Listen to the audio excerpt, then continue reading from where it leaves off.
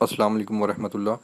یہ ڈاکٹر فضل الہی صاحب کا آفیشیل یوٹیوب چینل ہے، اس کو لائک، سبسکرائب اور شیئر کریں اور بیل آئیکن پریس کریں تاکہ نئے آنے والی ویڈیوز کا نوٹیفیکیشن آپ کو موصول ہو سکے۔ جزاکم اللہ خیر۔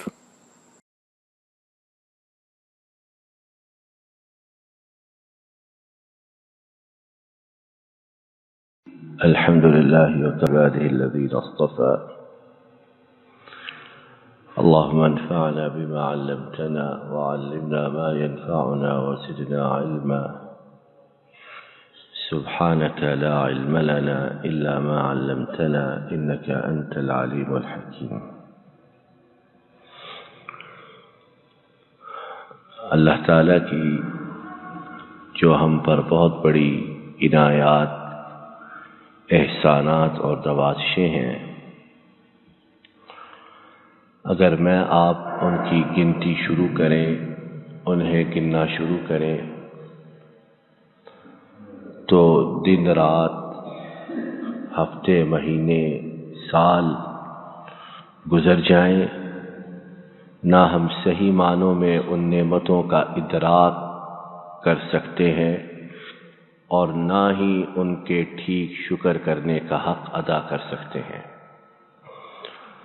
جس طرح کہ اللہ تعالیٰ نے سورہ ابراہیم میں ارشاد فرمایا وَإِن تَعُدُّوا نِعْمَةَ اللَّهِ لَا تُحْصُوهَا، اور تم اللہ کی عطا کردہ نعمتوں کی گنتی کر سکتے ہی نہیں ہو۔ کوئی بھی ہو، لیکن حقیقت میں جتنی نعمتیں اللہ تعالیٰ کی موجود ہیں ان کی صحیح گنتی، ادراک، اہمیت، اس کا کوئی اندازہ نہیں کر سکتا ہے۔ اب ہم پر جو بات ان نعمتوں کے متعلق فرض ہے، واجب ہے، ضروری ہے، وہ یہ ہے کہ میں، آپ، ہم سب ان نعمتوں پر اللہ تعالیٰ کا شکر اس طرح ادا کریں جس طرح کہ اللہ تعالیٰ شکر کو پسند فرماتے ہیں۔ لیکن افسوس کی بات یہ ہے کہ ہم، پہلی بات تو شکر کی توفیق ہی بہت کم لوگوں کو ہے، اور اگر جو شکر کرنے والا بھی ہے اس کے نزدیک بھی شکر کا ایک بہت بڑا مفہوم تصور یہ ہے کہ زبان سے دو چار مرتبہ الحمدللہ، اللہ تیرا شکر ہے کہہ دیا تو گویا بہت بڑا پہاڑ سر کر لیا، گویا اللہ تعالیٰ پر احسان کر دیا۔ اب اس سے زیادہ شکر کا کرنا ہم سمجھتے ہیں کہ ہم پر بوجھ ہے، مشکل ہے اور ہمارے کاموں میں رکاوٹ پیدا ہوگی۔ اللہ تعالیٰ نے قرآن پاک میں سورہ ابراہیم اس کی ابتدائی آیات میں فرمایا لَإِن شَكَرْتُمْ لَأَزِيدَنَّكُمْ، اگر تم لوگ شکر کرو گے نعمتوں کا تو یقیناً اللہ تمہاری ان نعمتوں میں اضافہ فرمائیں گے، تو یقیناً میں ضرور تمہیں زیادہ دوں گا، اور بے شک اگر تم ناشکری کرو گے تو بلا شبہ میرا عذاب یقیناً بہت سخت ہے۔ بھائیو، دوستو، بزرگو، جس طرح کہ ہم پہلے بھی یہ بات متعدد مرتبہ سن چکے کہ شکر نعمتوں کو قید کرنے والا آلہ ہے۔ جو چاہتا ہے کہ اللہ کی نعمتیں اس پر باقی رہیں اور ان میں اضافہ ہو تو وہ شکر کے ہتھیار کو اپنا لے، شکر کی ڈھال کو استعمال کرے، پھر دیکھے کہ اللہ کی توفیق سے نعمتیں نہ صرف باقی رہتی ہیں بلکہ ان میں کس طرح اضافہ ہوتا ہے۔ اور یہ بھی بات ہم پہلے کتنی مرتبہ سن چکے کہ شکر حقیقی یہ ہے کہ ان تمام باتوں کو کیا جائے جن کا اللہ تعالیٰ نے حکم دیا اور ان تمام سے دور رہا جائے جن سے اللہ تعالیٰ نے روکا ہے۔ یہ ہے حقیقی شکر۔ اور اگر اس کے علاوہ ہم شکر کا کوئی اور مفہوم سمجھتے ہیں تو یا تو وہ تصور مفہوم سرے سے غلط ہے، یا کم از کم یہ ہے کہ وہ مفہوم ناقص اور نامکمل ہے۔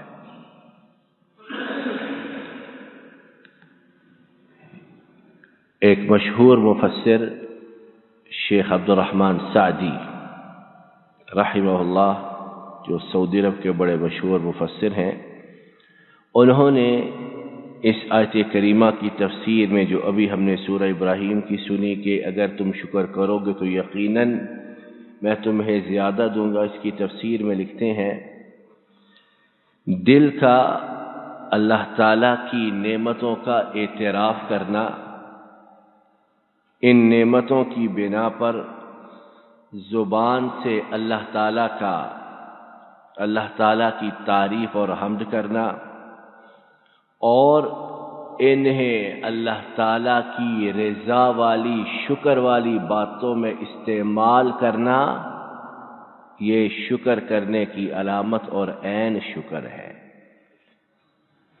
ذرا توجہ سے سنیے گا کہ انہوں نے شکر اسے 3 چیزوں پر مشتمل قرار دیا ہے۔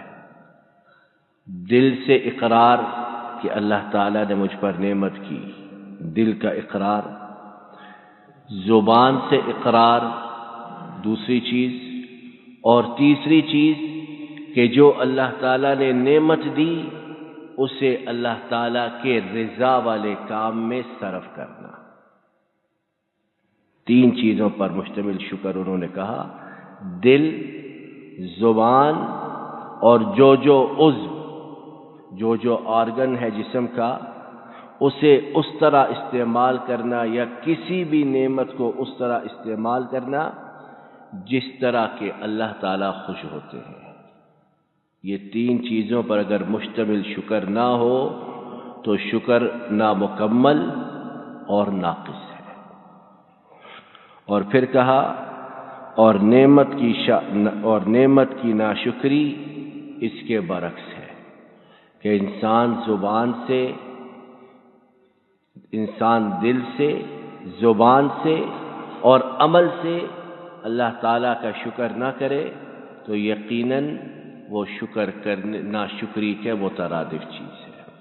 میں اپنے آپ سے سوال کریں، اپنے نفس کا محاسبہ کریں کہ ہم ان تینوں ذریعوں کے ساتھ اللہ تعالیٰ کا شکر کرتے ہیں، دل سے، زبان سے اور بدن کے ایک ایک حصے سے اللہ تعالیٰ کا شکر کرتے ہیں۔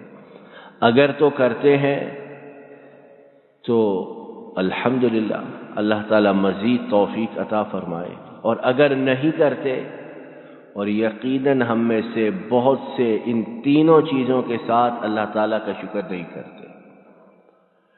دل تو شکر کرتے وقت اللہ تیرا شکر ہے، اللہ تیرا شکر ہے، غفلت میں ہوتے ہیں، پتہ ہی نہیں ہوتا کہ کہہ کیا رہے ہیں۔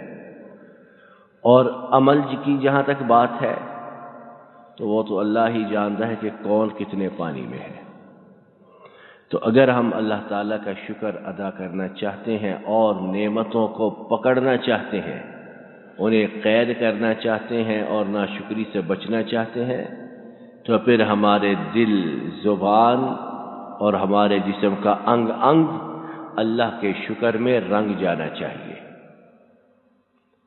اور دوسروں کی نعمتوں کو دیکھ کر اپنے آپ کو حقیر خیال کرنا، اپنی نعمتوں کو ہلکا سمجھنا، اپنے آپ کو نیچ خیال کرنا، یہ انسان کی انتہائی زیادہ بے عقلی کی دلیل ہے۔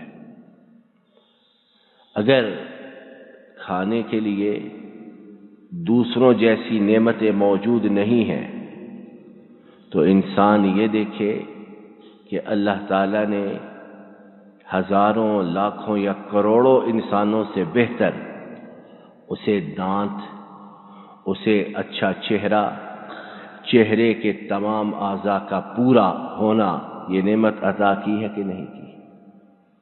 کتنے ہیں جن کی زبان ہی خراب ہے، کتنے ہیں ان کے دانت ہی اس قابل نہیں کہ چبا سکیں، کتنے ہیں کہ وہ اپنا چہرہ لوگوں سے چھپاتے پھرتے ہیں کہ کیا چہرہ دکھائیں۔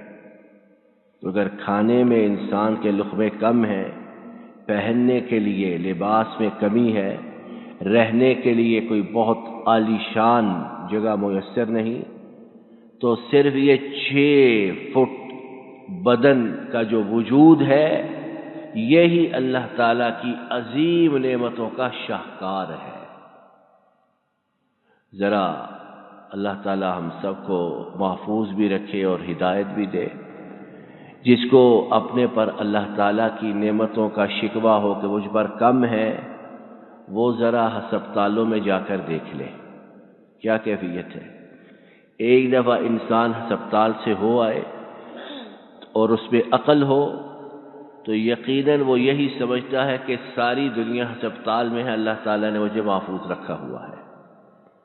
ایسی ایسی بیماریاں اور لوگوں کی ایسی ایسی مصیبتیں کہ اللہ کی پناہ، اور اس پر انسان ناشکری کرے، اللہ سے گلہ شکوہ کرے، تو وہ اپنی بے عقلی پر ماتم کرے کہ کیا کر رہا ہے۔ تو بھائیوں، دوستوں، بزرگوں، شکر کو میں آپ اپنی زندگی میں لائیں، بہت زیادہ لائیں۔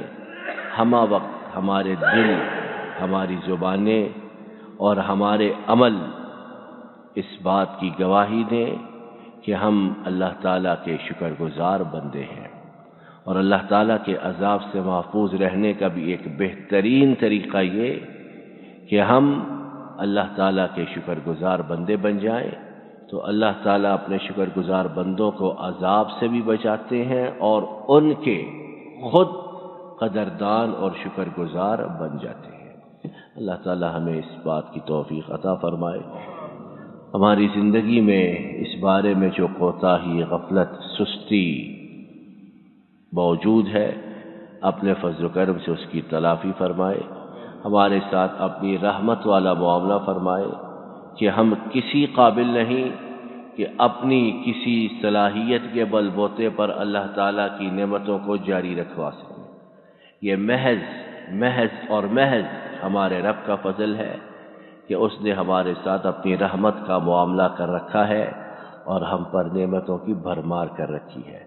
اللہ تعالیٰ آپ اپنے فضل و کرم سے ان نعمتوں کو جاری و ساری فرمائیے، ان میں برکت اضافہ فرمائیے، اور ہماری کوتاہی، لغزش، غفلت اس سے آپ صرف نظر فرماتے رہیے۔ اللہ تعالیٰ ہمارے گناہوں کو معاف فرما، ہماری بیماریوں پریشانیوں کو دور فرما، آنے والے مصائب سے، آنے والی مشکلات سے ہماری حفاظت فرما۔ جن آفات میں، بیماریوں میں، مشکلات میں ہم پھنس چکے ہیں، ان سے ہمیں مکمل طور پر نجات عطا فرما۔